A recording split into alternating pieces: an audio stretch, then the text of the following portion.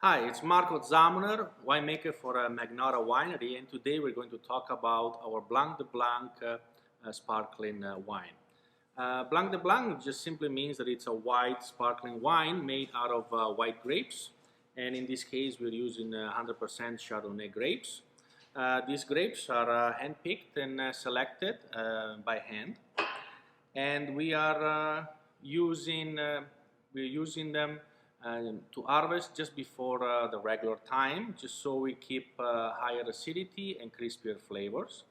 So once we pick by hand all these grapes, we gently press them, and the must that come from there, we clean it and we ferment it at a very low temperature with selected yeast and specific refining agents, up until we basically make what is commonly referred to as the base wine.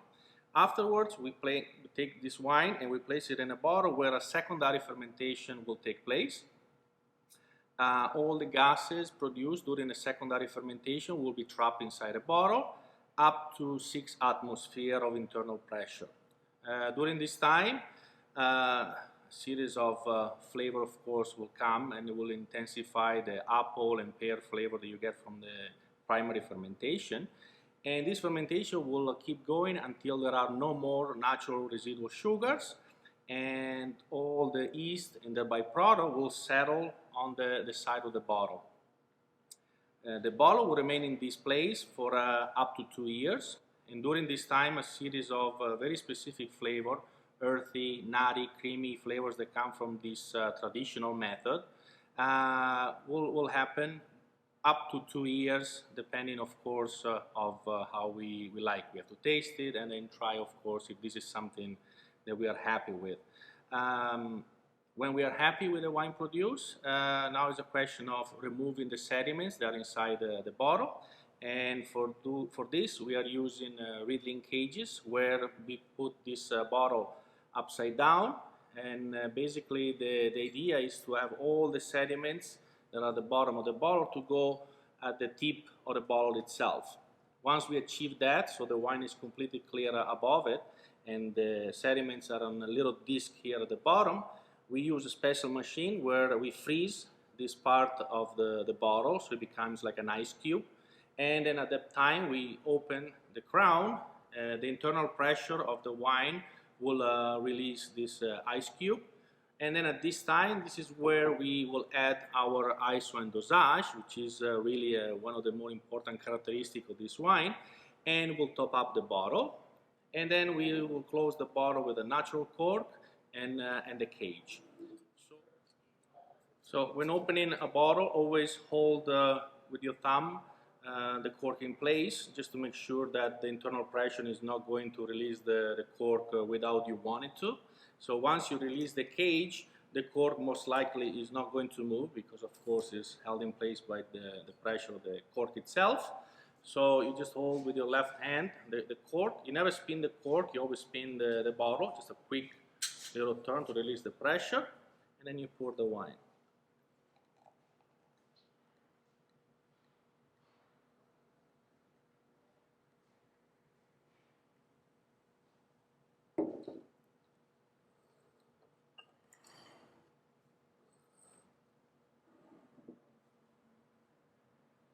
Always try to smell the cork, make sure there are no defects in the cork itself.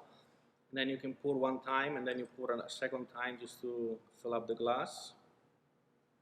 So as you can see, this wine presents a pale, medium pale gold color. This is mostly coming from the Icewine dosage that we put in this wine. The perlage is very fine and persistent. The beauty about this product is that the gas itself will make it a lot easier for the flavors for you to be able to smell the wine, and right away you feel a lot of apple, pear that come from the variety Chardonnay, but it's in connection with the lees and the sediments that I was showing you. You feel a lot of cream, nutty flavors, and earthiness. Obviously, with the Icewine dosage, we are also adding a layer of tropical fruit notes in this wine, and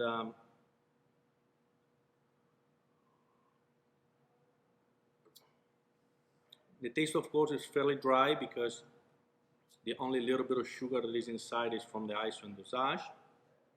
High acidity, that is very important to sustain the intensity of the flavor of the wine itself.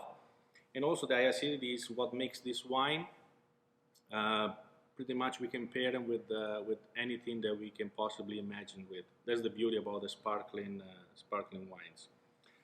In terms of food pairing with this product, like we were saying, it's something that we can pair with many different things. I would personally compare this wine with shellfish, seafood, even raw food like sushi, sashimi, and oysters. And also we can pair this product with cheese, which is always something that we can use very often.